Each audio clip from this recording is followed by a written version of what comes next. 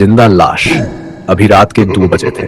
वाराणसी के एक छोटे से गांव में, जहां पुरानी परंपराएं और अंधविश्वास गहराई से जुड़े हुए थे, एक घटना ने सभी को हिलाकर रख दिया। गांव में एक पुराना कब्रिस्तान था, जिसके बारे में कहा जाता था कि वहां की लाशें कभी-कभी जिंदा हो जाती हैं। ये मान्यता वर्षों से चली आ रही थी, लेकिन किसी ने इसे गंभीरता से नहीं लिया। रघु, गांव का एक युवक, शहर से पढ़ाई करके लौट कर आया था। वह पढ़ा लिखा था और इन कहानियों पर विश्वास नहीं करता था। दोस्तों के बीच मजाक करते हुए उसने कहा, अगर वहां सच में कोई लाश जिंदा होती है तो मैं खुद जाकर उसे देखूंगा। उसकी बातों को सुनकर उसके दोस्त पवन और विकास ने उसे चुनौती दे डाली। अगर तुम्हें इतना ही यकीन नहीं है तो आज रात कब्रिस्तान में जाकर दिखाओ। रघु ने चुनौती स्वीकार कर ली। उसने एक टॉर्च और चाकू लिया और अकेले ही कब्रिस्तान की ओर निकल पड़ा। कब्रिस्तान पहुंचते ही रघु को वहां की अजीब सी खामोशी महसूस हुई। ठंडी हवा के झोंकों के साथ अचानक पेड़ों की शाखाएं हिलने लगीं। उसने सोचा कि यह सब उसकी कल्पना का हिस्सा है।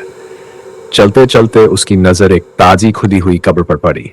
उस पर एक फूलों की माला रखी हुई थी, लेकिन फूल सूखे हुए थे। कब्र के पास पहुंचते ही उसने देखा कि मिट्टी हल्की हल्की हिल रही है। यह हवा की वजह से हो रहा होगा, उसने खुद को समझाया। लेकिन तभी अचानक मिट्टी से एक सफेद हाथ बाहर आया। रघु के पैर जैसे जम गए। वह चीखना चाहता था, लेकिन उसकी आवाज गले में ही अटक गई। लाश का उभरना। कुछ ही पलों में वह हाथ धीरे धीरे पूरे शरीर के साथ बाहर आ गया। एक लाश जो पूरी तरह सड़ी गली थी, रघु की तरफ घूर रही थी। उसकी आंखों में एक अजीब सी चमक थी, जैसे वह जिंदा हो चुकी हो। लाश ने धीमे कदमों से रघु की ओर बढ़ना शुरू किया। रघु ने खुद को संभालते हुए दौड़ लगाने की कोशिश की, लेकिन उसका पैर फिसल गया और वह कब्र के पास गिर गया। लाश उसके करीब पहुंच गई और अपनी बर्फ जैसी ठंडी उंगलियां रघु के गले पर रख दी।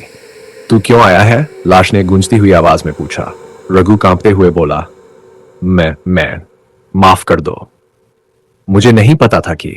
लाश ने एक डरावनी हंसी के साथ कहा, अब तुझे यहां से कोई नहीं बचा सकता। भयावह अंत। सुबह होते ही पवन और विकास कब्रिस्तान गए। वहां उन्हें रघु की लाश मिली। उसकी आंखें फटी हुई थी और गले पर किसी के नाखूनों के निशान थे। गांव में यह खबर आग की तरह फैल गई।